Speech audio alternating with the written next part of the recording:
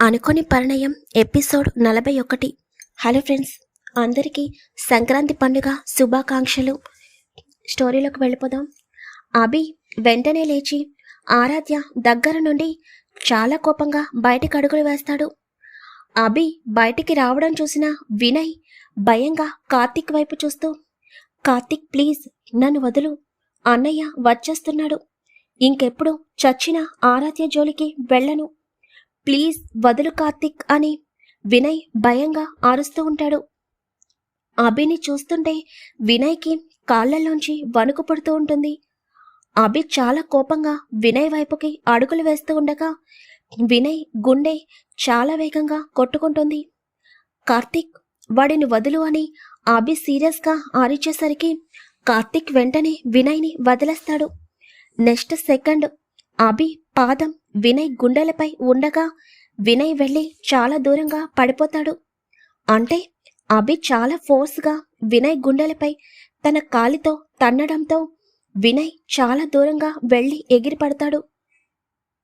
అభి కళ్ళు ఎరుపు రంగులో ఉండటం అభి ఫేస్ని చూస్తున్న వినయ్కి మాత్రం టెన్షన్గా అనిపిస్తుంటే భయంగా వెనక్కి జరుగుతూ ఉంటాడు.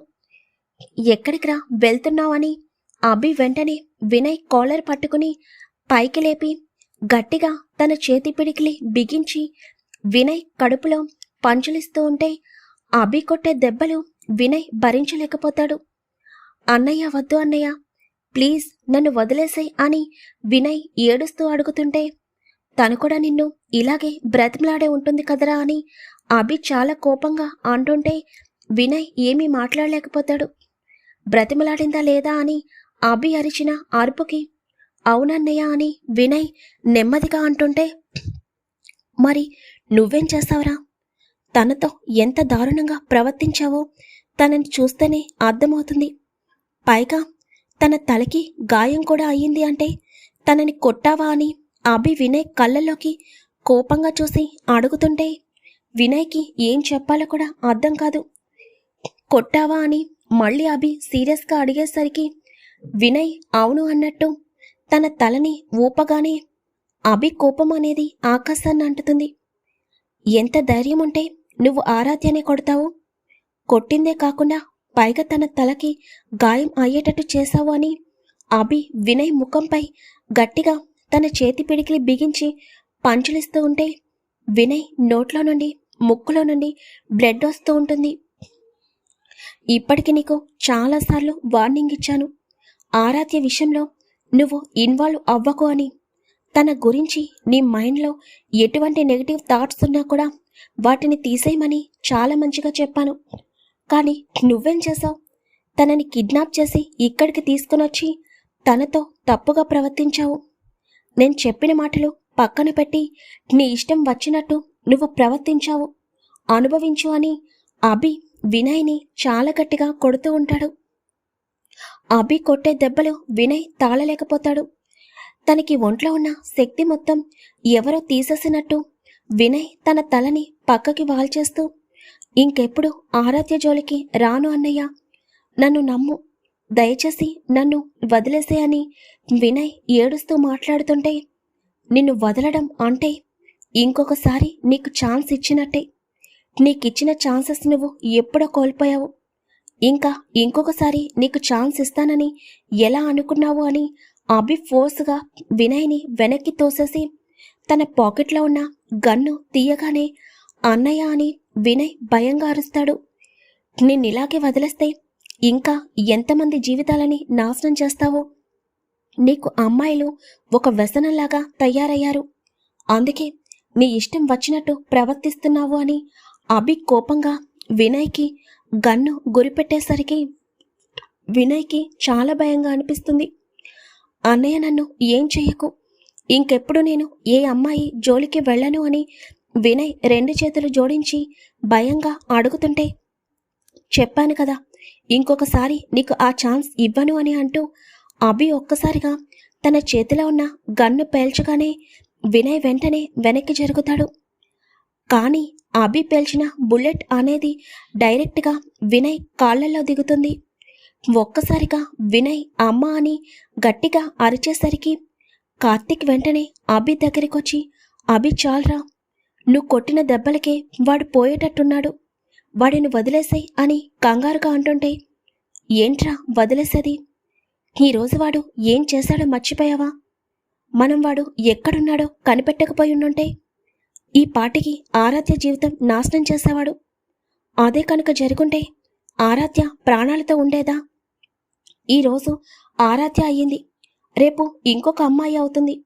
వీడిని ఇలాగే వదిలేస్తే ఎంతమంది అమ్మాయిల జీవితాలతో ఆటలాడతాడు అని అభి చాలా సీరియస్గా అంటుంటే వినయ్ కాళ్ళల్లోంచి బ్లడ్ అనేది వస్తూ ఉంటుంది.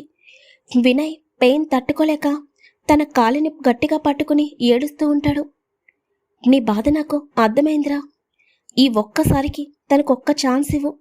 ఇంకొకసారి వాడు నిజంగా వేరొక అమ్మాయి జోలికి వెళ్ళాడు అంటే అప్పుడు నేను కూడా నీకు అడ్డుపడను. ఇప్పటికే వాడికి కాళ్ళల్లో బుల్లెట్ దిగింది, వాడు కోలుకోవడానికి చాలా టైం పడుతుంది. కోపం తగ్గించుకో అభి అని కార్తీక్ భయంగా అంటుంటే వినయ్ అంత పెయిన్తో కూడా అభి దగ్గరికి వచ్చి తన కాళ్ళని పట్టుకుని, ఇంకెప్పుడు ఏ అమ్మాయి జోలికి వెళ్ళను అన్నయ్య, దయచేసి నన్ను ప్రాణాలతో వదిలేవా, ప్లీజ్ అన్నయ్య అని అభి కాళ్ళని పట్టుకుని ఏడుస్తుంటే అభి ఒక క్షణం కళ్ళు మూసుకుంటాడు. కార్తీక్ భయంగా అభి వైపు చూస్తూ ఉంటాడు. కార్తీక్, వీడిని తీసుకుని వెళ్ళి హాస్పిటల్లో అడ్మిట్ చేయని అభి చాలా సీరియస్గా ఉంటుంటే వెంటనే వినయ్ తన అన్నయ్య వైపు ఆశ్చర్యంగా చూస్తాడు. అలాగేరా అని కార్తీక్ ఇంకా వెంటనే వినయ్ని లేపి తనని నెమ్మదిగా బయటకు నడిపించుకుని తీసుకుని వెళ్తాడు. వినయ్కి ఒంటి నిండా దెబ్బలతో కొంచెం కూడా ఓపికండదు. కార్తీక్ వినయ్ని కారులో పడుకోబెట్టి వినయ్ కాళ్ళ నుండి బ్లడ్ రాకుండా గట్టిగా నాప్కిన్తో కడతాడు. మంచిగా ఉంటే ఇప్పుడు నీకు ఈ పరిస్థితి వచ్చేది కాదు కదా, ఇప్పటికైనా నువ్వు మారితే చాలా సంతోషం. లేదు ఇలాగే ఉంటాను అంటావా? ఇంకొకసారి నేను అడ్డు కూడా రాను అని కార్తీక్ కోపంగా అంటుంటే, లేదు కార్తీక్, ఇంకెప్పుడు ఏ అమ్మాయి జోలికి వెళ్ళను, అన్నయ్య కోపాన్ని నేను ఇంకొకసారి భరించలేను అని వినయ్ కళ్ళు మూతలు పడుతుంటే నెమ్మదిగా స్పృహ కోల్పోతాడు.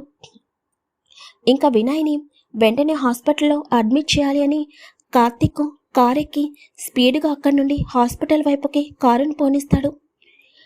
అభి వెంటనే అక్కడి నుండి ఆరాధ్య దగ్గరికి వెళ్తాడు. కింద ఉన్న చీరని తీసి ఆరాధ్య వైపు చూస్తూ, నాకు ఈ చీర కట్టడం అస్సలు రాదు, ఇప్పుడు ఈ పరిస్థితిలో ఆరాధ్యని ఎలా హాస్పిటల్కి తీసుకుని వెళ్ళాలి అని అభి అనుకుంటూ ఇంకా చీరని నార్మల్గా ఆరాధ్య పైన వేసి ఆరాధ్య అని తన 2 చెంపలపైన చిన్నగా తడుతూ ఉంటాడు. అయినా ఆరాధ్యకి మెలకువ రాదు. అభికి చాలా కంగారుగా అనిపిస్తూ ఉంటుంది. వెంటనే అభి ఆరాధ్యని పైకి లేపి తనని తన గుండెలకి హత్తుకుంటాడు. నా మాటలు నీకు వినిపిస్తున్నాయా ఆరాధ్య? ఈరోజు ఈ పార్టీ అయిపోయిన తర్వాత నా మనసులో మాట నీకు చెప్పాలని ఎంతలా అనుకున్నానో తెలుసారా? నేను నిన్ను ప్రేమిస్తున్నాను అని, పెళ్లి చేసుకోవాలని అనుకుంటున్నానని, నీకు నా మనసులో మాట చెప్పి ప్రపోజ్ చేయాలని ఎన్ని కలలు కన్నానో తెలుసారా? కానీ ఇటువంటి పరిస్థితుల్లో ఇదంతా చెప్పాల్సి వస్తుంది అని అస్సలు అనుకోలేదు. కొంచెం లేట్ అయినా వాడి చేతిలో నీ జీవితం నాశనం అయ్యేది. వాడు పిలిచిన వెంటనే ఎందుకు వెళ్ళావు ఆరాధ్య అని అభి ఆరాధ్యని హత్తుకుని బాధగా మాట్లాడుతూ ఉంటాడు. తర్వాత అభి ఆరాధ్య వైపు చూస్తూ, నా మాటలు నీకు వినిపిస్తున్నాయా? నువ్వంటే నాకు ప్రాణం రా, ఒకసారి కళ్ళు తెరువు, నేను నిన్ను ప్రాణం కంటే ఎక్కువగా ప్రేమిస్తున్నాను రా, ప్లీజ్ కళ్ళు తెరువు ఆరాధ్య అని అభి ఆరాధ్య చెంపలపై చిన్నగా తడుతున్నా కూడా ఆరాధ్యలో చలనం ఉండదు.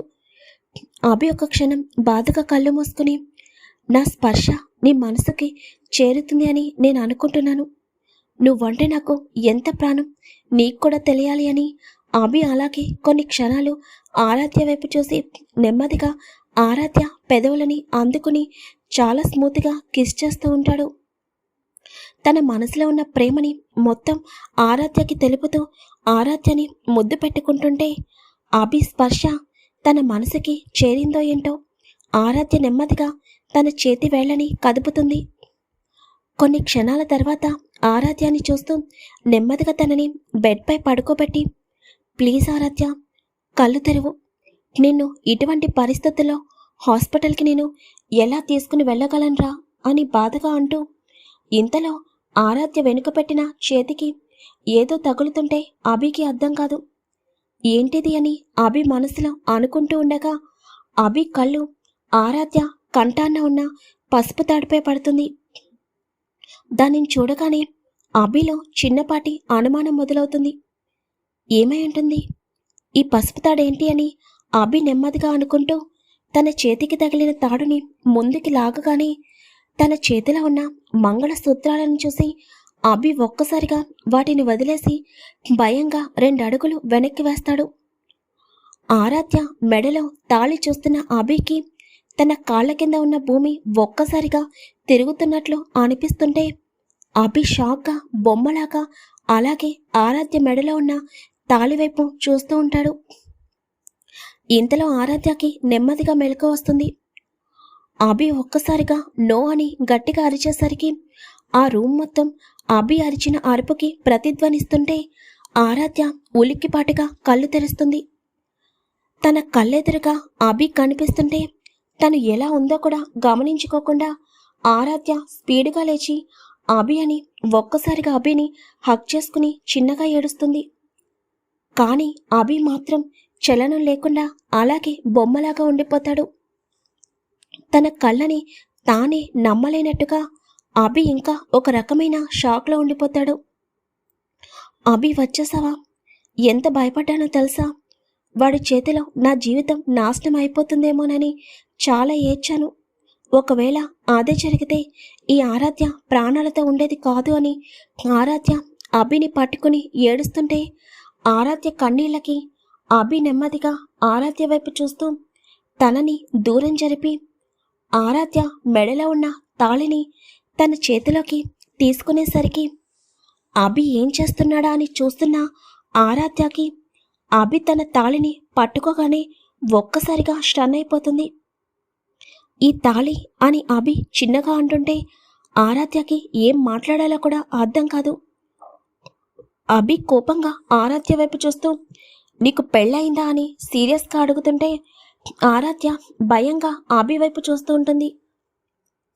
అభి వెంటనే ఆ తాళిని వదిలేసి ఆరాధ్య 2 షోల్డర్స్ గట్టిగా పట్టుకుని అడుగుతుంది, నిన్నే ఆరాధ్య, నీకు పెళ్ళయిందా అని అభి ఇంకా సీరియస్గా అడుగుతుంటే ఆరాధ్యకి ఏం చెప్పాలో కూడా అర్థం కాదు. తన గుండె వేగంగా పరుగులు పెట్టడం మొదలు పెడుతుంది. అభి ఒక్కసారిగా స్పీకౌట్ అని గట్టిగా అరిచేసరికి ఆరాధ్య ఒక్కసారిగా ఉలిక్కి పడుతుంది. నేను మాట్లాడుతుంది నీతోనే ఆరాధ్య. ఈ తాళేంటి నీ మెడలోకి ఎలా వచ్చింది? నీకు పెళ్ళయిందా? మాట్లాడు. నువ్విలా బొమ్మలాగా ఉంటే నాకు ఎలా తెలుస్తుంది అని అభి ఆరాధ్య 2 షోల్డర్స్ పట్టుకుని గట్టిగా కదుపుతూ అడుగుతుంటే ఆరాధ్యకి నోట్ల నుండి ఒక్క మాట కూడా రాదు. ఇప్పుడు తనేం చెప్పాలి? నువ్వే నా మెడలో తాళి కట్టావని చెప్తే అభి నమ్ముతాడా? ఒకవేళ నమ్మినా జరిగిన గతాన్ని గుర్తు తెచ్చుకోవడానికి ప్రయత్నిస్తే దానివల్ల అభికి మళ్ళీ ఎఫెక్ట్ అయితే అన్న ఆలోచన వస్తుంటేనే ఆరాధ్యకి ఏం చేయాలో అర్థం కాదు. నిజం చెప్పలేక అలా అని నిజాన్ని దాయలేక ఆరాధ్య రెండింటి మధ్య నలిగిపోతూ ఉంటుంది. ఆరాధ్య, ఇంక నాకు కోపం తెప్పించుకో.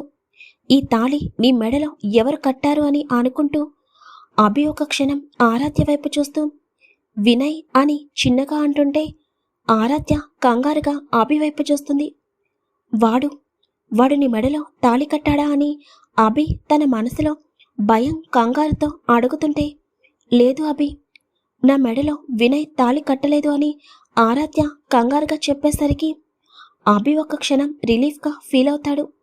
కానీ నెక్స్ట్ మినిట్ అభి కోపంగా ఆరాధ్య వైపు చూస్తూ మరి నీ మెడలో ఈ తాళి కట్టింది ఎవరు అని సీరియస్గా అడుగుతాడు. ఆరాధ్య నేను అడుగుతుంది నిన్నే, నీకు పెళ్ళయిందా అని అభి చాలా సీరియస్గా అడిగేసరికి ఆరాధ్య అవును అన్నట్టు తన తలని ఊపగానే అభి వెంటనే 2 అడుగులు వెనక్కి వేస్తాడు. అభి తలంతా ఒక్కసారిగా తిరుగుతున్నట్లు అనిపిస్తుంది. తన ప్రాణంగా ప్రేమించిన అమ్మాయికి ఆల్రెడీ పెళ్ళి అయిపోయిందన్న ఊహ కూడా అభి భరించలేకపోతాడు. కొన్ని క్షణాలు ఆ రూమ్ అంతా నిశ్శబ్దంగా మారిపోతుంది.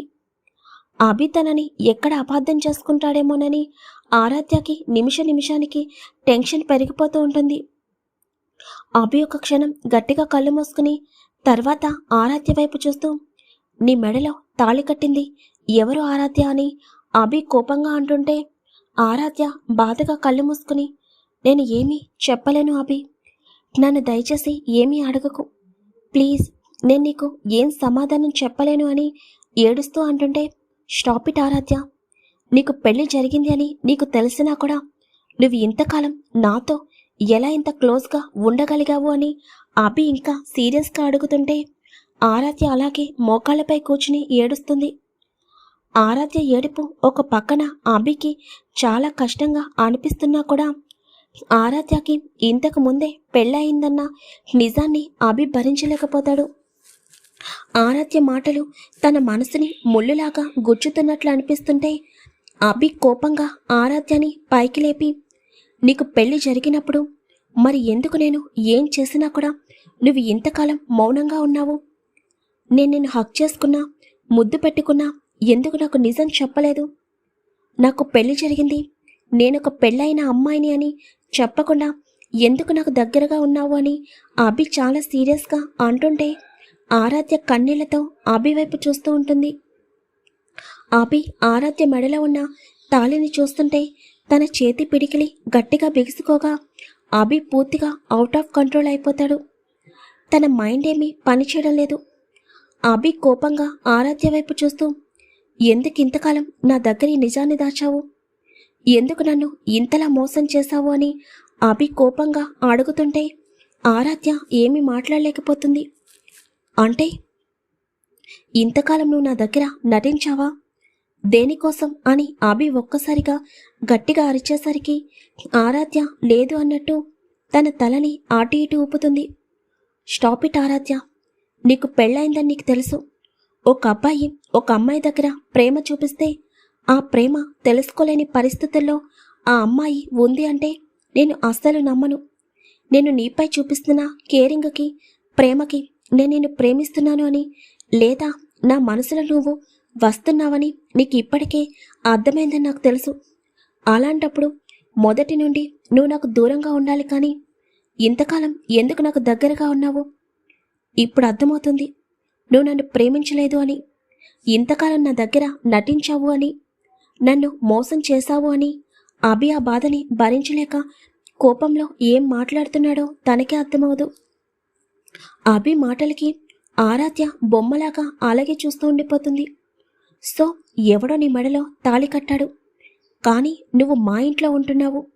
ఇంతలో నేను నిన్ను ప్రేమిస్తున్నానని నీకు క్లియర్గా అర్థమైంది. నన్ను, నా వెనుక ఉన్న ఆస్తిని చూసి ఇంతకాలం నేను ఏం చేసినా మాట్లాడకుండా మౌనంగా ఉన్నావు.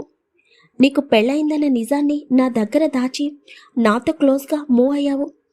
అంటే ఇదంతా నా ఆస్తి కోసం చేశావా అని అభి కోపంగా అడిగేసరికి ఆరాధ్య ఒక్కసారిగా అభి మాటకి స్టన్ అయిపోతుంది. అభి నోట్ల నుండి అటువంటి మాట వస్తుంది అని ఆరాధ్య కలలో కూడా ఊహించలేదు. మాట్లాడు, ఆస్తి కోసమే ఇంతకాలం నా దగ్గర నటించావా? ఆస్తి కోసమే మా ఇంటికొచ్చావా? ఇంకా నీ వెనుక ఎంతమంది ఉన్నారు? ఇన్ని రోజులు కూడా నీ మెడలో ఉన్న తాళి నాకు కనిపించకుండా దాచావు అంటేనే నాకు క్లియర్గా అర్థమవుతుంది.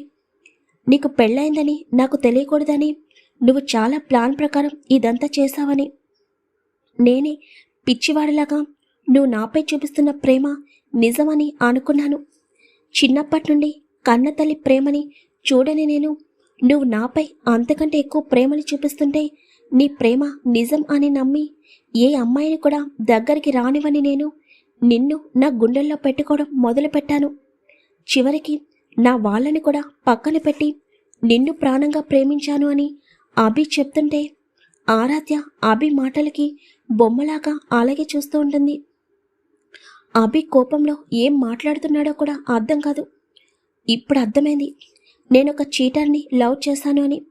నువ్వు అబద్ధం, నీ ప్రేమ అబద్ధం, అసలు ఈ బంధాలే ఒక పెద్ద అబద్ధం అని అభి గట్టిగట్టిగా అరుస్తూ అలాగే బెడ్పై కూర్చునేసరికి ఆరాధ్య కళ్ళల్లో నుండి కన్నీళ్లు అలాగే వస్తూ ఉంటాయి. ఆరాధ్య బాధగా కళ్ళు మూసుకుని పక్కనే ఉన్న తన చీరని తీసుకుని అక్కడి నుండి బయటకు వచ్చేస్తుంది. పక్క రూంలో చీర కట్టుకుని ఆరాధ్య అభి దగ్గరికి వచ్చేసరికి ఇంకా అభి అలాగే తన తల పట్టుకుని కూర్చునుంటాడు. ఆరాధ్య ఒక క్షణం బాధగా కళ్ళు మూసుకుని తర్వాత అభి వైపు చూస్తూ, నీ నోటి నుండి ఇలాంటి మాటలు వస్తాయని నేను కలలో కూడా ఊహించలేదు అభి. నేను ఎప్పుడు ఎవరిని మోసం చేయాలని అనుకోలేదు. నేను నిన్ను ప్రాణంగా ప్రేమించాను. అంతే ప్రేమని నీపై చూపించాను. నా మెడలో ఉన్న తాళి నీకు కనిపించకుండా ఉండాలి అని నేను అనుకున్న మాట నిజం. కానీ ఎటువంటి పరిస్థితుల్లో నేను నా పెళ్లిని నీ దగ్గర దాయాల్సి వచ్చింది అని నువ్వు ఒక్క క్షణం కూడా ఆలోచించలేదని నాకు అర్థమవుతుంది. కానీ నువ్వు నాపై వేసిన నిందని నేను జీవితంలో మర్చిపోలేను.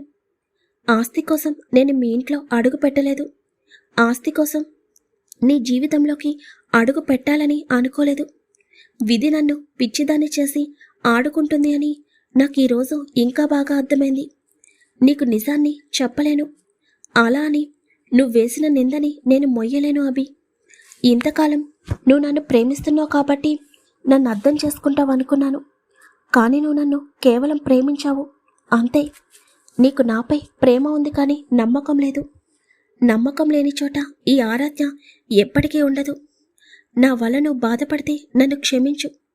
ఇంకెప్పుడు ఈ ఆరాధ్య నీ కంటికి కనిపించదు అని ఆరాధ్య ఏడుస్తూ అక్కడి నుండి బయటికి వెళ్ళిపోతుంటే అభి వెంటనే వెళ్తున్న ఆరాధ్య వైపు చూస్తాడు.